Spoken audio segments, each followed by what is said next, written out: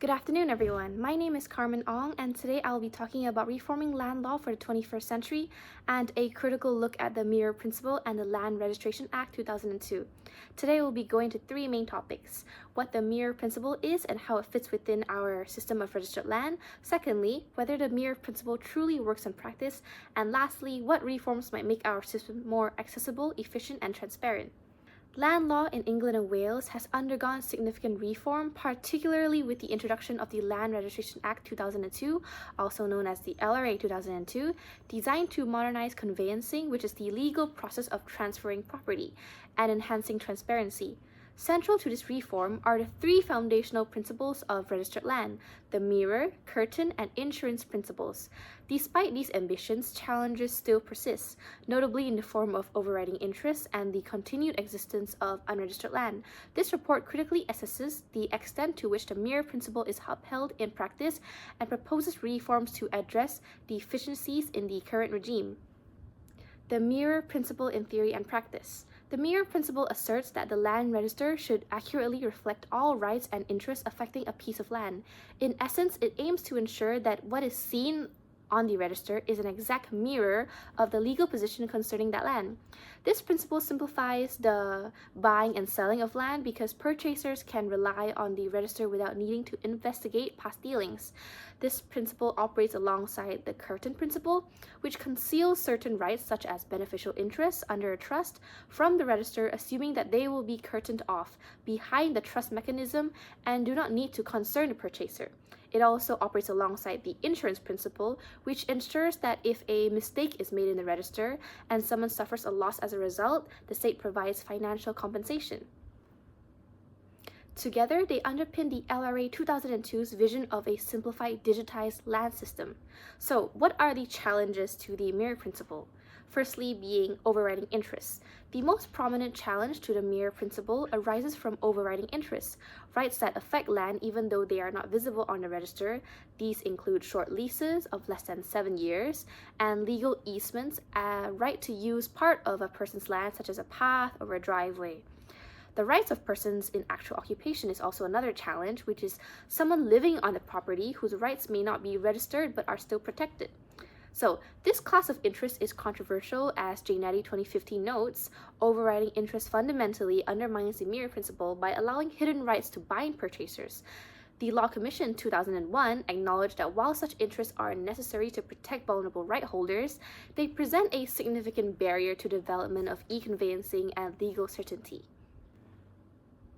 The leading case of Williams and Gleinsbank and Boland 1981 confirmed that beneficial owners in actual occupation may assert their rights against registered purchasers.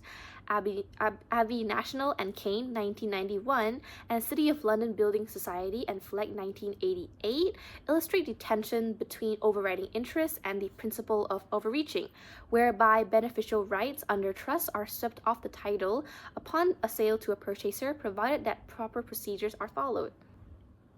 As Pottage 2019 notes, the Land Registration Act 2002 marked a fundamental shift in the theoretical foundation of English land law, from a historical model based on deeds and tracing ownership to an insurance-based model that prioritizes transactional simplicity and state-guaranteed rectification. This transition reframes land ownership not merely as title holding, but as a state-backed assurance scheme, where rectification and indemnity became key tools of justice. However, this raises serious questions about public confidence in the register, because if the system is prone to rectification and disputes over priority, can it still reflect the mere ideal? Pottage argues that reliance on insurance, which is compensation mechanisms, should not compensate for systematic opacity, particularly when actual right holders lose their interest due to misregistration or lack of notice. Okay, another challenge being unregistered land. Another significant barrier is the continued existence of unregistered land, which accounts for roughly 10 to 13% of land in England and Wales, according to the HM Land Registry 2021. This land remains governed by the older and more complex system where ownership and the rights are proven through paper documents, also known as deeds, rather than a centralized digital register, as this can be both time-consuming and prone to fraud. In Victoria Ring 2021 argues that unregistered land poses a systematic challenge, particularly in rural and inherited properties, where transactions are infrequent and the duality of systems, registered and unregistered, creates inconsistencies and undermines the universality intended by the LRA 2002. A landmark decision that illustrates the vulnerability of unregistered and equitable interests is Midland Bank Trust Co. Limited and Green 1981. In this case, a father, knowing of his son's unregistered option to purchase farmland, deliberately sold the land to his wife for undervalue to defeat the son's claim. The House of Lords held that the absence of registration meant the son's equitable interest was not binding. Regardless of the purchaser's notice or motives, this case demonstrates that the strict formalism of the land registration system, where the failure to register a registrable interest, in this case an estate contract, renders it void against a purchaser of the legal estate for value, even in the presence of bad faith. Lord Wilberforce emphasized that the system prioritizes legal certainty over equitable fairness. This has been widely criticized for allowing potential abuse and frustrating the purpose of equitable protection. This decision underscores the importance of prompt registration and the risk posed by remaining outside the system. Particularly in relation to unregistered land, it further highlights the imbalance between legal and equitable interests, reinforcing the need to reform that strengthens equitable rights without compromising transactional clarity. Moving on, registrable interests and equitable interests. Under the LRA 2002, registrable interests are those propriety rights that must be entered into the register to take effect or to be protected against third parties. These include freehold estates, leasehold estates over 7 years, legal mortgages, and certain easements or profits upon re, for example, rights to graze or extract certain materials. The aim is to ensure these interests are publicly visible, reinforcing the mirror principle and legal certainty. Once registered, these interests are enforceable against the world and are backed by the guarantee of title provided by the state, as seen in Hollanting Rose and Rhodes 1951. In contrast, equitable interests are rights or interests that do not meet the criteria for registration, as legal estates or arise in situations where formal requirements such as deed, execution, or registration are not fully satisfied.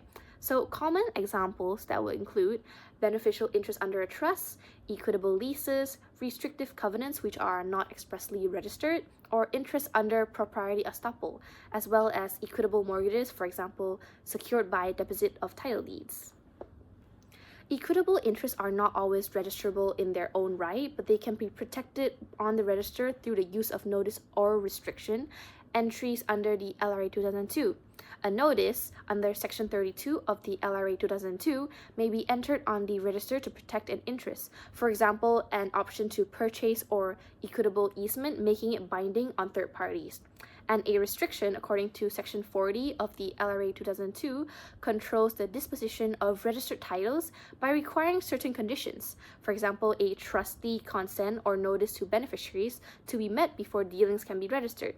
However, if such interests are not protected via registration mechanisms, they may be vulnerable and not bind purchasers, unless they qualify as overriding interests under Schedule 3 of the LRA 2002.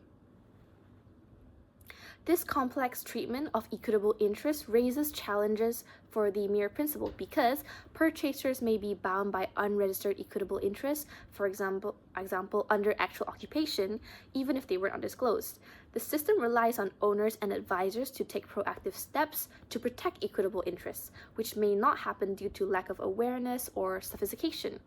In Gray 2008 notes that dichotomy between registrable legal interest and off-register equitable interest reflects historical developments in English land law, but remains a source of tension in the modern system. Okay, so the proposed reforms. Expanding compulsory registration. To address the unregistered land issue, reforms should expand the circumstances under which inheritance and interstate succession, where someone dies without a will, registration becomes compulsory. This could include court orders affecting land, gift and transfers without consideration, for example, where land is given away rather than sold. This rationale behind this reform is to accelerate the universal coverage of the land register. As long as land remains outside the system, the law cannot achieve uniformity, clarity, or the full benefits of digitization. Greater registration would also reduce reliance on historic paper deeds, which are vulnerable to loss or forgery. This aligns with the Law Commission's long-standing goal of bringing all land within the registration system. In Mural Associates 2022, recommend that broader triggers for compulsory registration will not only enhance transparency, but also ease land valuation, planning, and taxation process. So, secondly, the next reform, reforming overriding interests. Two reforms are proposed to improve transparency and certainty. So, narrowing the scope of overriding interests. Certain types of overriding interests, particularly informal easements and short-term leases, could be brought within the register. Legal easements, for example, could be subject to compulsory registration upon creation or renewal.